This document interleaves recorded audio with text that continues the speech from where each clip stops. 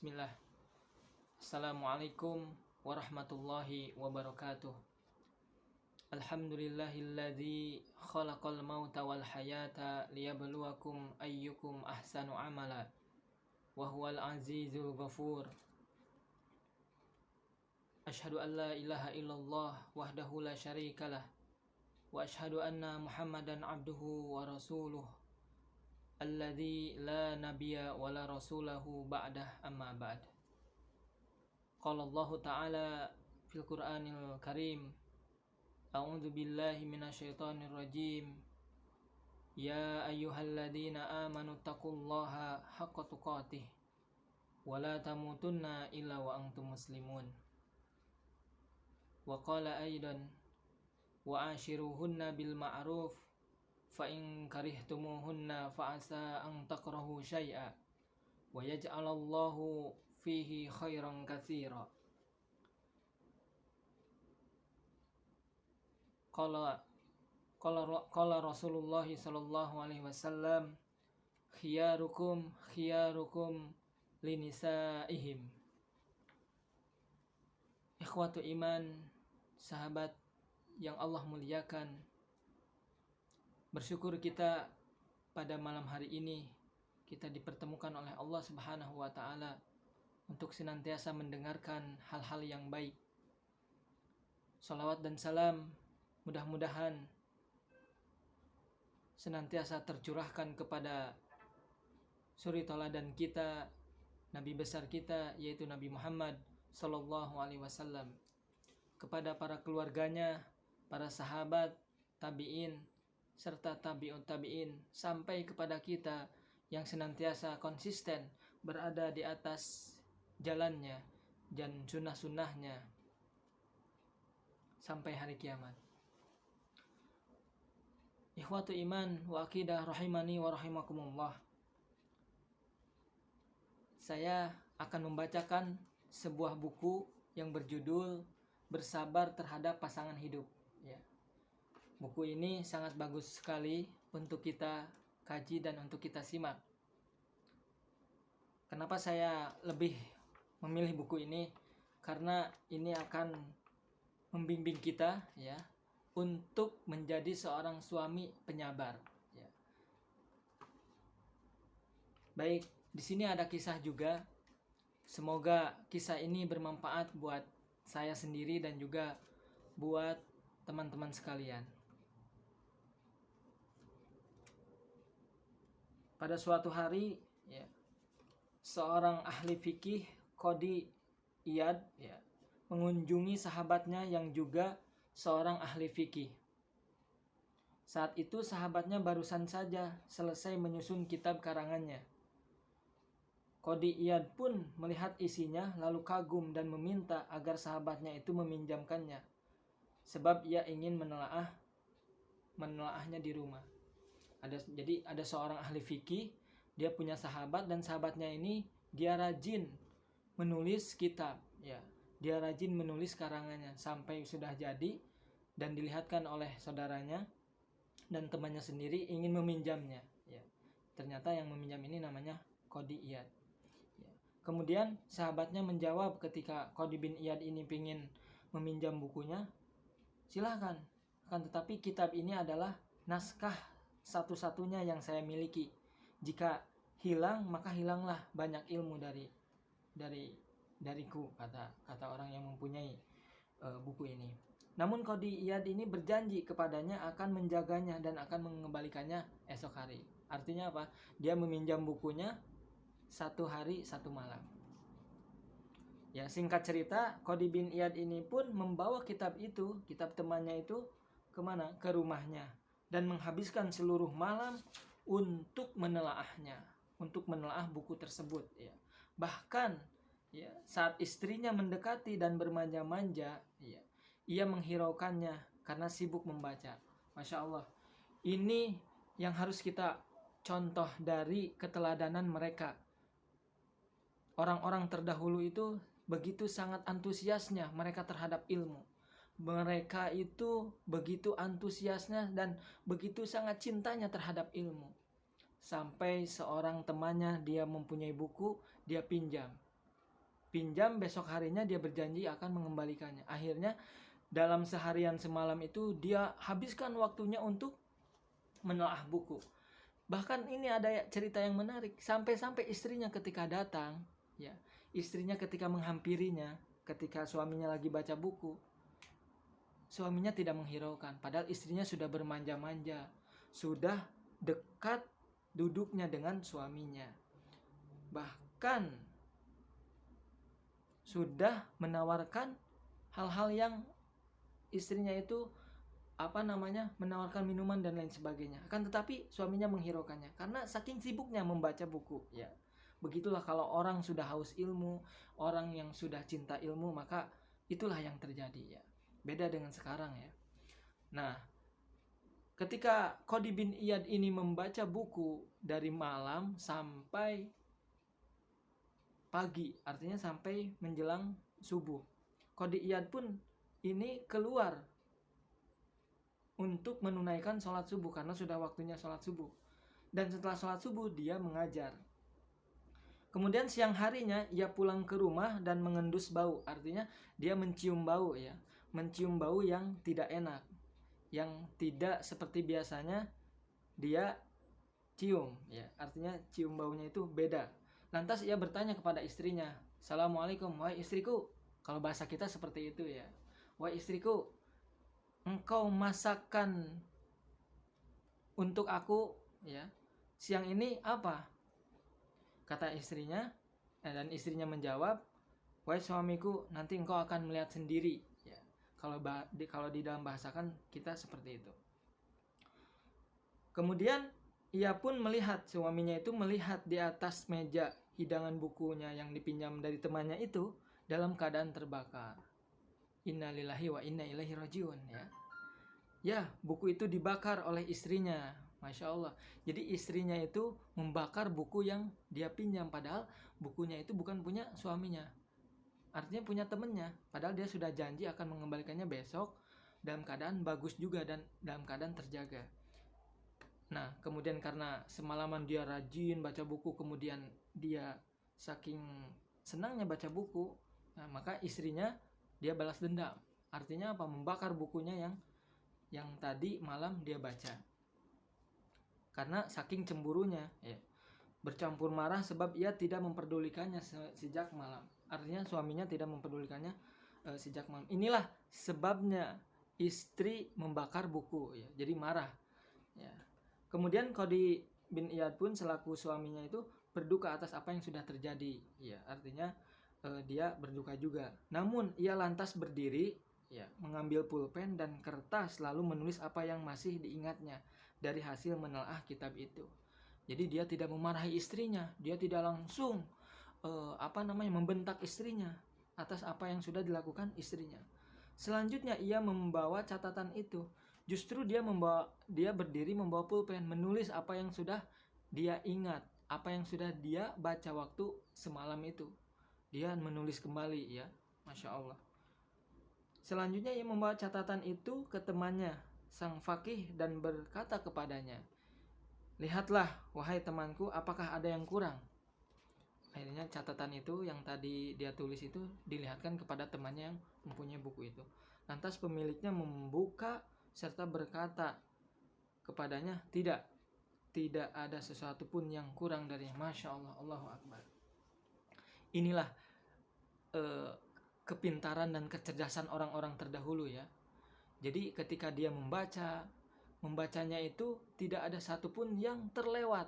Ketika bukunya dibakar sama istrinya, maka seorang Qadi bin Iyad, seorang ahli fikih ini menulisnya kembali, ya. Sampai-sampai ketika ditunjukkan kepada temannya, kata temannya, "Wahai temanku, ini coba lihat, dicek," kalau bahasa kita, ya, dicek, ada yang kurang nggak? Ketika dibuka-buka ternyata nggak ada yang kurang. Insya Allah, ternyata betul lengkap, ya, seperti apa yang sudah dia susun. Nah, kemudian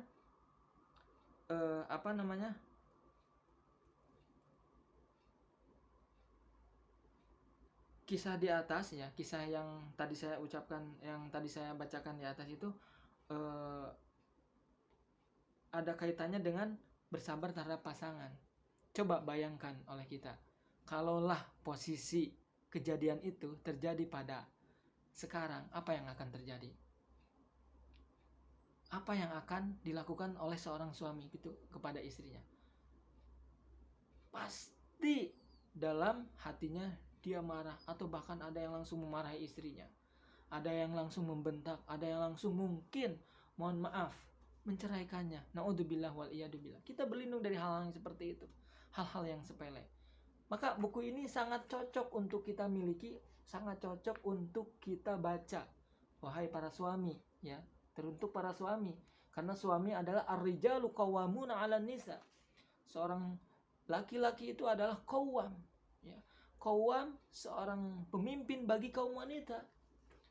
Maka seorang suami itu akan dimintai pertanggungjawaban, akan dimintai pertanggungjawaban terhadap apa yang sudah istrinya lakukan berupa maksiat, ya.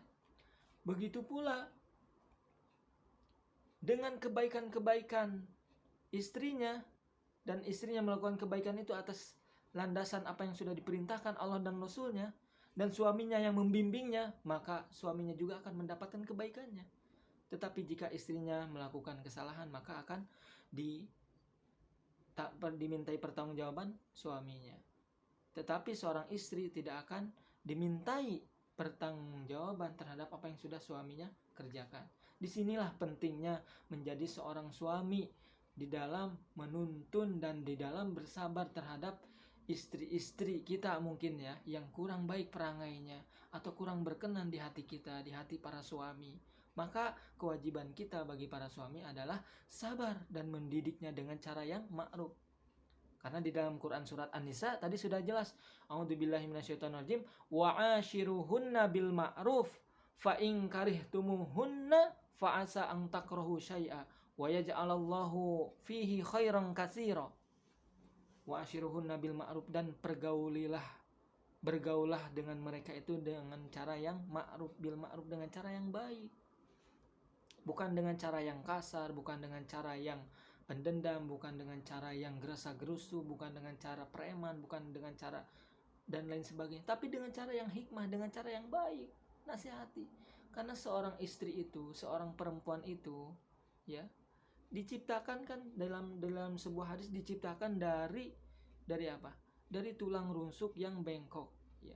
Jika kita ingin menasihatinya atau jika kita ingin meluruskannya dipaksa, ya, maka akan patah, ya. Akan tetapi jika kita membiarkannya, maka dia akan seperti itu, artinya akan terbiasa di dalam melakukan kesalahan atau kekeliruan-keliruan. Maka tugas seorang suami, tugas seorang para lelaki, ya, yang mempunyai istri, yang mempunyai pasangan hidup, menuntunnya dengan baik, menasehatinya dengan tutur kata yang sangat sopan, dengan santun, dengan baik. Jangan kasar. Mari kita lihat orang-orang terdahulu di dalam mendidik istrinya. Dan Rasulullah Shallallahu Alaihi Wasallam adalah orang yang paling baik terhadap keluarganya, dan orang yang paling sangat santun, baik kepada istri-istrinya. Kita lihat contoh Nabi Muhammad Shallallahu Alaihi Wasallam, Nabi kita, panutan kita, ya. Nabi seluruh seluruh umat manusia. Begitulah ikhwatu iman, akidah yang dirahmati Allah Subhanahu wa taala. Maka jangan sedikit-sedikit kita marah terhadap istri kita, terhadap kesalahan kita. Memang ini berat, tetapi yang namanya hawa nafsu, yang namanya kita mempunyai arogansi, maka kalau kita punya ilmu, kalau kita punya kedekatan diri dengan Allah, maka sebelum kita berbicara, maka kita akan akan melihat dulu ini baik ini tidak, ya. Ketika kita ingin memarahi istri, ini akan sakit nggak istri kita, akan sakit hati nggak, akan tersinggung nggak. Begitulah kalau seorang mukmin, ya, seorang lelaki yang baik, dia akan senantiasa selalu menjaga hati istrinya supaya istrinya itu tetap dalam keadaan baik, ya. Ketika salah, maka kesalahannya itu diluruskan dengan cara yang baik-baik. Nah, bersabar terhadap pasangan hidup ini adalah bagi seorang suami yang mempunyai seorang istri yang berperilaku yang kurang baik ya. Kalau di dalam kisah yang tadi seorang istrinya membakar buku temannya yang suaminya pinjam. Kalau terjadi pada hari ini mungkin kita akan marah, betul ya, akan marah. Tetapi orang terdahulu dia tidak marah, tapi dia mengambil pulpen menulis kembali seperti itu, dan dia memaafkan kesalahan istrinya. Nah, ini bersabar terhadap pasangan hidup. Dan yang menarik dari kehidupan para ulama dan juga orang-orang soleh terdahulu, yaitu mereka lebih memilih sabar dan kuat di hadapan masalah-masalah besar rumah tangga ya, atau perilaku buruk istrinya ya. Karena sebaik-baik istri itu akan kelihatan kan sifat buruknya ketika kita sudah menikah, akan kelihatan dia akan manja. Maka disinilah akan menjadikan kita dewasa menjadi seorang suami yang baik itu seperti apa. Maka contohlah Rasulullah SAW, bagaimana Rasulullah membina dan menasihati para istri-istrinya. Nah, orang terdahulu itu mereka tidak gampang marah atau tidak langsung meminta cerai. Hal ini sangat berbeda ya kalau keadaannya ini dibawa ke dalam potret keluarga masa kini ya, dimana masalah-masalah kecil saja pun dan masalah sederhana itu tiba-tiba menjadi besar dan berujung kepada perceraian. Nah, ini yang kita harus waspadai. Wal iyadu billah, kita berlindung dari hal-hal yang seperti itu.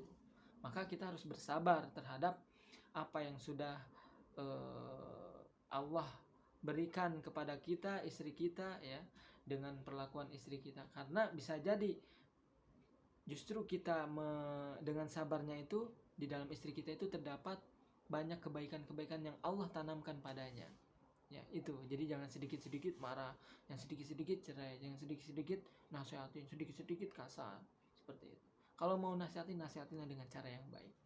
Nah, ikhwatu iman rahimani wa rahimakumullah, buku ini sangat menarik untuk dibaca ya, karena berisi kisah-kisah menarik tentang para nabi juga.